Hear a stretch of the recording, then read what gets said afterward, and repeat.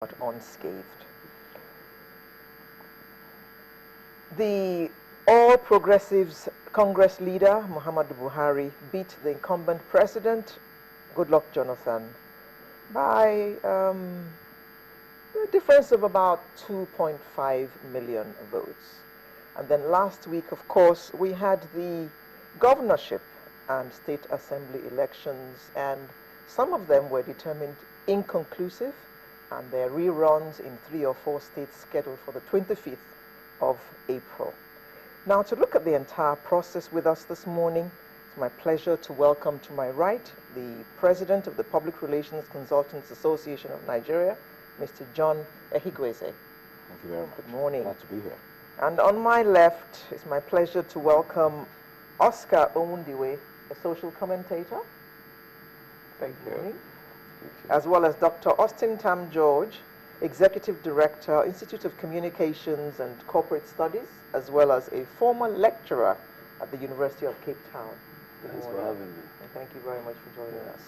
Of course, this segment will not be complete without the INEC spokesman, Mr. Kayode Idowu, who will be joining us from our studios in Abuja. Good morning, Mr. Idowu. He's not there yet. Oh, okay. Well, he will join us in the course of the segment. Let me begin with Dr. Tam George. How would you describe the whole process of our elections?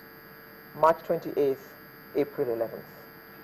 I think that, we need to give proper commendation to Nigerians generally, because the process has revealed the essential Nigerian character that we always tended to ignore. Nigerians are very patient people.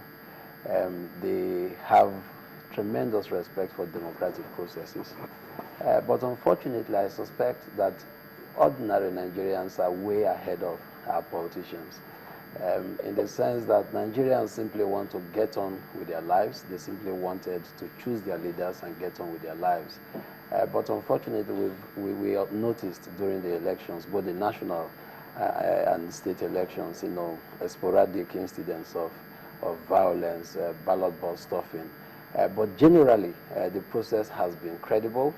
In places where the elections were inconclusive, what we are hearing is that either they may have been held and the elections accepted, and in some cases, the elections are still going to be held. Mm-hmm. So on a general note, there has been this sense of satisfaction that, the kind of catastrophe that most people sensed we are going to happen, hasn't happened. Mm-hmm. We seem to have pulled back dramatically from the precipice. As we go on in the discussion, I suspect that questions will come concerning how INEC's own processes worked out during the elections. For instance, we used the PVCs and the card readers for the first time in our electoral history. My sense is that because of the novelty of those processes, we've not quite perfected them. And in previous appearances on this show and elsewhere, I always suggested that perhaps one way to look at how to perfect those processes would be to test them in local government elections, so that we can get a correct sense of how the technology works, and then possibly go back to manufacturers and see how those systems could be recalibrated. You see, but over the past 8 years, what we've seen is that in states, across the 36 states, we've not had, democratically elected local council officials. What we have in about 30 states of this country, as I speak, is a bunch of caretaker committees. And I think that this is a deficit for our democratic practice. We need to have democratically elected administrations at local government levels, because local government levels are supposed to be the closest level of government to the people. That would also give us electorally an opportunity to test some of the novelty in our electoral materials and facilities. But so far we haven't done that, and I think that as we prepare and look forward to 2019, we will have the fullest possible opportunity to test these processes at the most preliminary stages of our electoral process, so that going forward up to the state and national elections, we would have then perfected some of these things. Okay. Oscar, do you agree with him? I wish I could be as positive as he is. He gave credit to Nigerians. No, I'm giving credit to Mr. President, Jonathan Goodluck.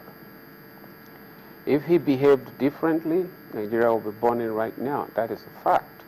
And do we say that INEC did well? Oh, please. For what I saw, I moved around my own particular area. Massive electoral malpractice. It happened, and I don't understand what the observers always see, and they say, oh yeah, it was credible. They lie. Yeah, but Oscar, by and large. Okay, yeah, in the spirit of let's move on. No, not in the spirit of let's move on. For what?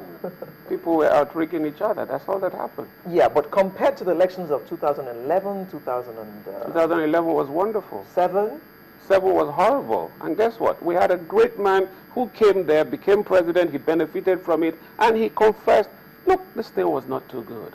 Those are great men. Somebody who speaks the truth. That, as far as I'm concerned, Yaradua will forever go down in my memory as a great man. Just for that confession. Those little things matter. Because if everybody else begins to imbibe that kind of spirit, we begin to get it right. But if we continue making politically correct statements, oh yes, by and large, I give credit to Nigeria. Okay, so on a scale of 1 to 10, how would you rate the elections that we just finished? What do we compare it with? 2003, 2007? No, just on a scale of 1 to 10. On its own? On its own, I'll give it 5. 50%. Okay. And that's been nice. your thoughts? My thoughts are that, to use your words, I think that by and large, the elections were reasonably successfully conducted. Now we cannot discount on some of the issues, which are quite apparent and obvious. But I think that if we looked at it generally, I mean, especially in the context of the apprehensions and the misgivings and the fears and concerns that had preceded the elections, I think that the very fact that we're able to conclude this, peacefully, is, in my view, something to be celebrated. And then we have a transition of power from one incumbent political party to another. What that does is that it serves to deepen our democracy, and it serves to send the message across that the voter now has the power that resides with the voter as opposed to the politician or the godfathers. So I think that we should give ourselves some level of congratulations for yes, but if I was coming to you to ask the question. You gave credit to Nigerians, and you seem to withhold credit from any other person. But why? I think you seem to. Yes. Why did you choose to give it all to the Nigerians? Well, I think it's the difference perhaps between me and Oscar here is a matter of specificity. I assumed that the president is a Nigerian. I guess that's right or something. That's a good one.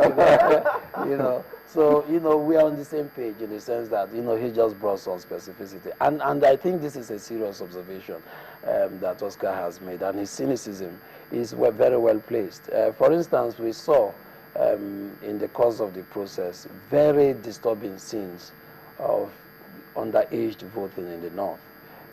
To my knowledge, no person seems to be alarmed by what we saw. We saw on camera, on live television, very extensive presence of underage voters.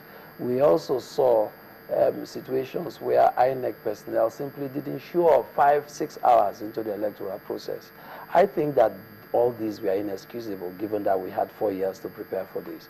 And then there were also cases, I already pointed out about the use of PVCs. Now the PVCs by themselves are not the problems, but we need to dynamize the technology in such a manner that we can use the PVCs even if we simply physically relocate from place to place. That isn't the case, and I suspect that a great deal of people were then disenfranchised because of no fault of theirs, simply because they moved, from one location to the other.